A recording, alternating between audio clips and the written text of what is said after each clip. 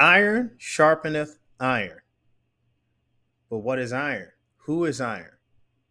What is that phrase even talking about? We hear it so many times during our life, but it's never really explained. Stay tuned because I'm about to explain it right now. Welcome to the Blacksmith Podcast, where we forge men from metal, metal into men. I'm your host, Will B. Today we are going to be talking about that iron. What is iron and what is that phrase even talking about? All right, to understand that, we have to go to the Bible, okay? That is Proverbs chapter 27, verse 17. In the King James Version, it says, iron sharpeneth iron. So a man sharpeneth the countenance of his friend. Yeah, I had to look at it real quick. I had it mostly, but whatever. We're not perfect over here, but that's the point. We are smithing over here, right? We are hammering until we get it right, until it's perfect, right? All right. So in that scripture, what is it talking about? What is iron? It's talking about, let's just think about it logically, right? In order to sharpen something, let's think about being out in the woods and you want to sharpen a stick. What are you going to use?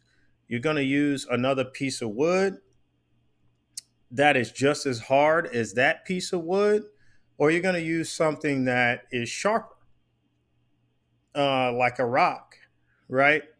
And that's how you're going to sharpen that. Iron sharpens iron. It's saying that in order to sharpen that material, you need to use a material that is the same hardness or harder, like steel or something like that. Um, so essentially, tin tin is tin. It's a very malleable metal, right? You're not going to sharpen iron with tin because it's such a weak metal. You have to find something that is the same level or higher, right? So, how does that apply to what we're talking about, right? So, what that verse is talking about is having a friend that is iron. That's what it's talking about. Now, and that friend is supposed to be sharpening you. You. It's talking about having a friend that can help sharpen you. So right there, the Bible is telling you that friendships are worth it. And I have a video I'm going to talk about called the Lone Wolf, and we're going to talk about it because some people just think friendships are not worth it at all, and they don't see the value in a friendship. Thus, they how can they get sharpened? They can't because they don't have any iron. So if you're sitting out there, you're just drifting through the wind. And when it talks about sharpening, let's get into it. What are we talking about, right? So I have a group of men that if I mess up or if I'm messing up or if I'm going the wrong way, they can say, "Hey, Will, what the heck? What are you doing? Pick yourself up, open your eyes. You're about to fall off the cliff." Oh, shoot, my bad. Yeah, thanks, fellas. Um, or I can say, "Hey, what are you doing? Apply to this job, get this degree. Let's go, let's go." I can push them and be pushed by them. And at times I might need to be pulled by them, right? If I get weak and I fall over, there's shoulders to fall on so you don't fall down. And they're there to pick you back up. Iron sharpeneth iron. So my best friend, we've known each other since 18. So that's actually we've known each other the majority of our lives now, aging myself. But whatever. Actually, just had a birthday a couple weeks ago. I'm now 38 years old. For those of you that couldn't guess, my forehead is not just this big. My hairline is going backwards. I have quite a few grays down here, but I earned it. I kind of like it. Anyway, getting back on topic. So iron. I have some notes here, so pardon me. I'm looking at these. But why is iron even important? Well, iron is important because sometimes you need a recharge from the world, right? And iron can do that. Sometimes the world breaks you down, beats you down. Iron can shore you back up, stand you back up. Um, at 18, I can tell you right now, my best friend and I, we did not know everything that we know now. That was 20 years ago, right? And the thing is, over the years, we fed off of each other, right? So I remember being in the Navy for about 8 years. I was a first class, and this was back in 2016, around right after Easter, 2016. I remember I'm on travel, by the way. I'm in a hotel room. I'm in Pensacola, Florida, and it's relevant right now because that's where I was 2016, right after Easter, when I called him all excited. Hey, man, I found this great website. It's got all of these jobs and these possible careers that you can get. It's called usajobs.gov. Write that down. Okay. It's called usajobs.gov. So I'm like, yo, get on the computer. So he gets on the computer. I'm on my Surface Pro. That's what I'm on right now, actually recording this. And he jumps on there and we're looking. I'm like, all right, create a profile. So he does that, and we're just anxious. Can't sit still, ready to get to all these jobs and get him to apply. And I'll tell you, the first one we looked at, it said must have a degree, at least a bachelor's and 4 years experience. Okay, skip that one. Next one said the same thing. Next one said the same thing. Next one said the same thing. 20 jobs later, you can hear his countenance has fallen.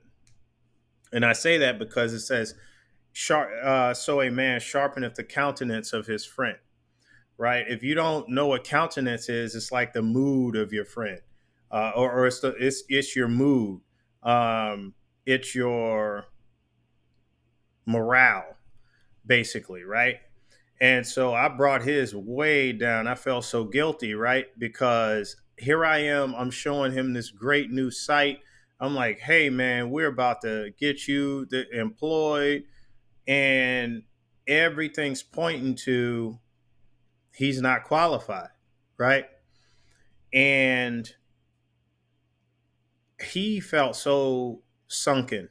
He was in a sunken place for a while. And I was too, because I brought him to the site. And fast forward, I'll tell you exactly what happened. It spurred him on and motivated him. It made him driven. And I'll tell you why. He saw that he wasn't qualified. So what it actually did, instead of actually making him um, defeated, it did this. It took him from doing this in the dark, right? I'm already dark enough. I probably shouldn't do this. It took him from being in the dark to illuminating his position. Now he can see around him and know exactly where he is. He had an associate's degree, and that told him that, hey, that associate's is not good enough. You need to go get a bachelor's degree. So he went back to school, and in 3 years, after that, he was graduating with his bachelor's degree in cybersecurity. And then he went on to grab like 6 certifications. And so, did that dull him or sharpen him? It sharpened him. And I didn't even know that I was going to do that. I was just trying to, he already had a job. He had been on that job for more than 10 years at that point. But what I was doing was trying to sharpen my friend, and he does the same thing to me. See, that is that community I was talking about. If you don't know what I'm talking about, go back to my earlier video. It's called Becoming a Man. It's episode 1. I have the pilot episode, and then episode one, Becoming a Man, I talk about community. Um, and then this one is where I'm really going to get into community, because you can't be a lone wolf out here and think you're going to succeed. But I'll talk about that one in the lone wolf video. But um, who can be iron, right? Iron is not like an older guy. Yes, they can sharpen you. However, think about it. An older guy sharpening you with all his wisdom, that's a mentor, right? That's a mentor. Iron is more of somebody who's a peer, about your age, right? In your age group, your peer group. Um, and y'all, it's somebody you can call, somebody you can lean on, somebody you can trust.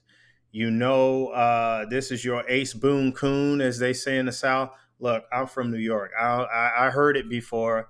I'm saying it. I don't use it. All right. But this is your ace. This is your ride or die person, whatever vernacular you want to use. This is them. This is that person you're going to call when times get tough, to help you in a pinch with some advice. What should I do? Right? That's them. So it's important because, and I go back to why is iron important, but that's who iron is, right? And I will tell you, I'll probably do a video on this later.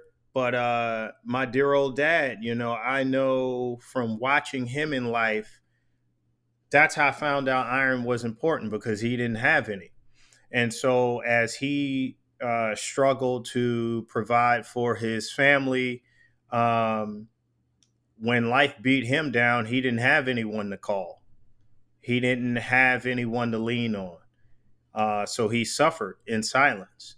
And classic men didn't speak as much, in America at least. But if you go way back to tribal days, those men spoke. Um, I don't know, when America was formed, it just, men got weird. They stopped talking as much. And there is a generation called the silent generation, and that's what they're talking about. They didn't talk. They didn't talk about marriage. They didn't talk about problems. They didn't talk about. You saw the successes, but they just didn't talk, and that is dangerous because it doesn't do anybody any good. Iron has to speak.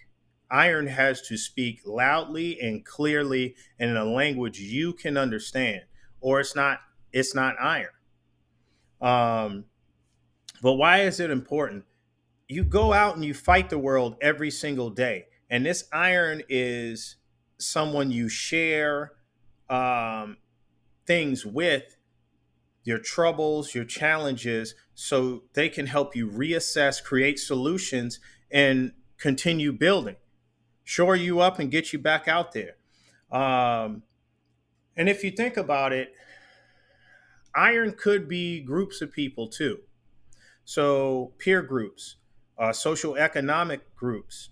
Think about it. This is why we have golf clubs, uh, fraternities. Though I don't really mess with fraternities, but discords, men's channel, like right here. Um, the goal of this channel is to take guys and make them swords, make them shields, make them men, forge them into a sword and shield, right? So they can have their own family, they can provide and protect for them. Made a video about that, right? Men's channels, car clubs, biker groups. I got my notes over here. That's why I keep looking. So I said it before, but I'm gonna tell you again because I'm human, right? I forget things, but this is why we have these social groups, and there's more examples. If you can think of some, you get the idea. These are groups where men can go and talk, even like when they get together to play basketball at the gym, flag football or something, the locker room, they're talking. They're sharing how work was this week. Somebody's like, yo, dude, that job is no good. Give me your resume. I'll send it to Tony, my boss. We'll get you in, and here he'll hire you for at least $2 or $3 more than that. That's iron. sharpening each other, right? That's community. Iron is having community, it's having support, right? And that support only makes you better. That's where the sharpening comes from. Do you want to go into a battle with a blunt sword, or do you want that thing to be so sharp it'll cut the air? You know what I mean? So you that's what iron is. It's community. So let's see. I have an example here of Congress, right? Congress, like the Senate back in Rome. It was back then. It was just all men, and they were coming together with a common goal to build their society the best that they could. And they were all in the same peer group. So they talked a lot, and it sharpened them, and it only helped build Rome to one of the greatest societies that ever was. We talk about Rome all of the time. In fact, the Rubicon, the Jeep, right? The Jeep Wrangler, that came from the Romans crossing that river to go fight the Gauls, I believe. Um, Senate, Congress, that came from Rome. There's many other examples, but Rome was one of the apex societies in all of history, and we still talk about them today. Julius Caesar, their rulers, Alexander the Great. You know, we still talk about their rulers to today, or until today. And guess what? Those people all had iron around them. Let's see. Men were never born, they were forged. And we talked about that in the Becoming a Man video, episode one. Kind of got scatterbrained, but how were they forged? As I said in that video, the men took the boys and made sure they knew how to fish, made sure they knew how to sharpen rocks or sharpen sticks to make spears and arrows and things of that nature. But it wasn't just one boy at a time. There was always a group of boys. They were always having kids, litters of kids at the litters, groups of kids at the same time. So there could be 4 or 5 women in the village that are pregnant at the same time. So the kids around the same age, right? Depending on how big the village was, it could be 20 women at once. And so there could be 10 boys around the same age. Guess what they were? They were going to go back, or while the men are walking, they're behind the men. Hey, man, that punch that he gave me really hurt. Hey, suck it up, man. You know, they can hear you. You know, they're sharpening each other as little boys. They're learning that. And they hear the men do the same thing. Man, you missed that. You missed that tape here. We could be eating that tonight. Yeah, I know, man. Don't tell nobody. They'll make fun of me. Yeah, you're right. You'll get them next time. Hey, I noticed that you throw sidearm. Try throwing over the top next time, and it'll get that stabbing effect. Yeah, you're right, man. I'm gonna try that next time. See, that sharpening. And the boys see the men do it, so they do it. Iron sharpens iron. And if you don't have iron in your life, I'm telling you right now, you are probably doing a lot of unnecessary struggling. You can cast all that aside. You get some iron in your life. And don't rush to just find anybody. It should be somebody you're well acquainted with anyway. You have friends. If you have friends, I'm not talking acquaintances, right? Again, don't make me say it. The ace boon coon. Um, it's got to be somebody that's close to you that you know you can trust, and it's got to be a peer. Otherwise, if the guy's older, he's a mentor. Somebody that much younger than you, they can't sharpen you. You're sharpening them, right? So it's got to be somebody in your peer group. If you don't have that iron, that's almost like the saying, failure to plan is planning to fail.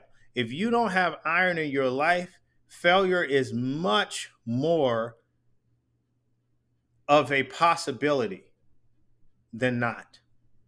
Just think about that. Don't be the lone wolf. Don't sit in the corner by yourself. Don't suffer in silence. Don't do some of that stuff.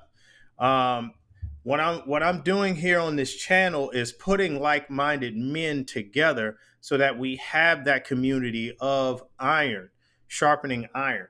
We're gonna take ore, we're gonna take metal, forge men, and then those men are gonna become blacksmith themselves, and they're gonna bring in. We are gonna then commune as blacksmiths, sharpen each other, but we're gonna then take and forge more men.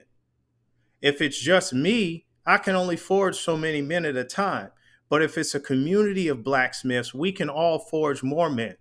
That's what we need. The world's missing men, men in action, men from principle. Again, the title of man, if you haven't seen Becoming a Man, that's video one. If you haven't seen that, men were never born, they were forged. They were made. Okay. So I will, in closing this out, let me see.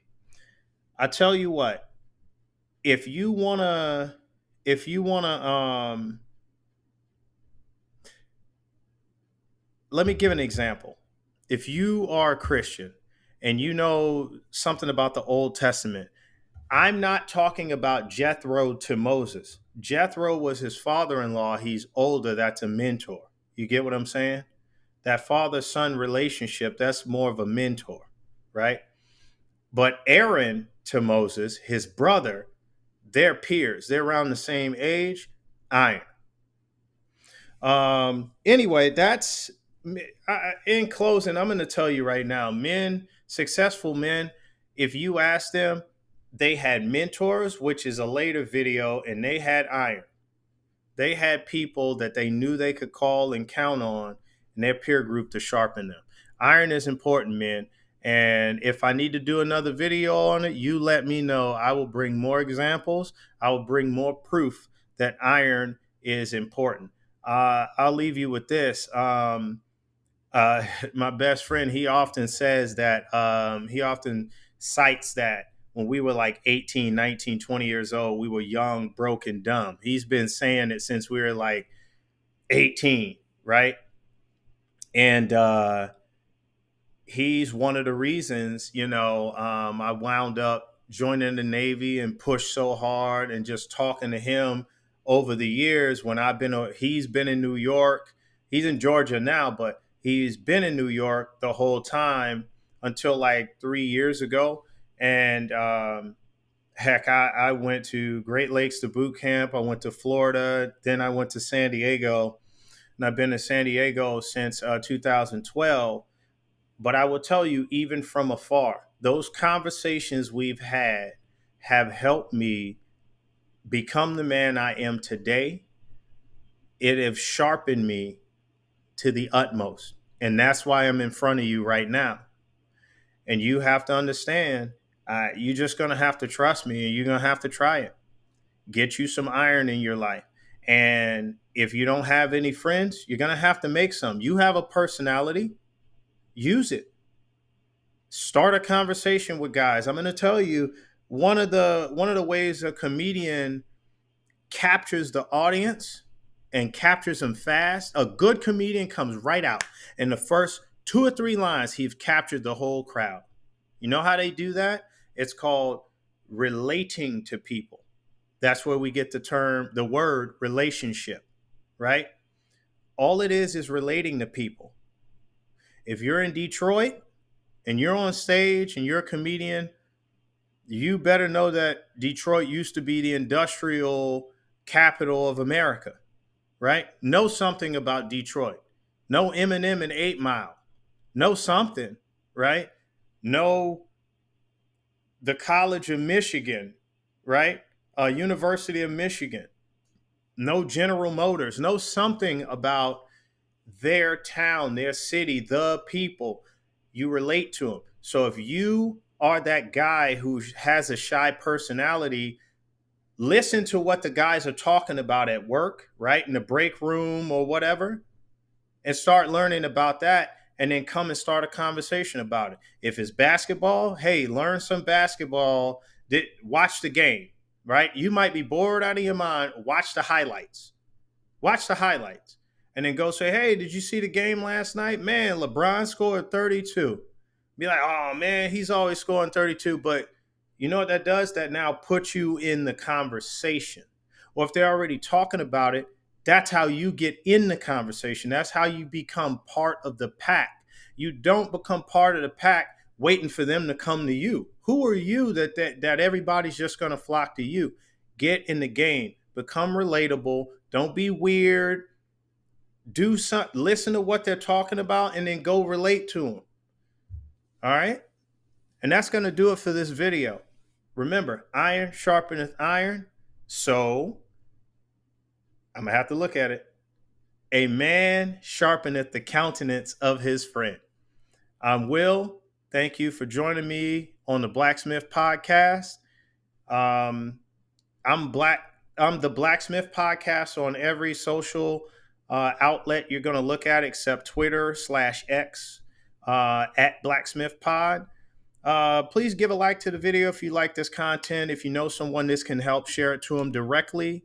And I will see you in the next one. Leave a comment. Let's parlay. Let's talk. All right. Good night.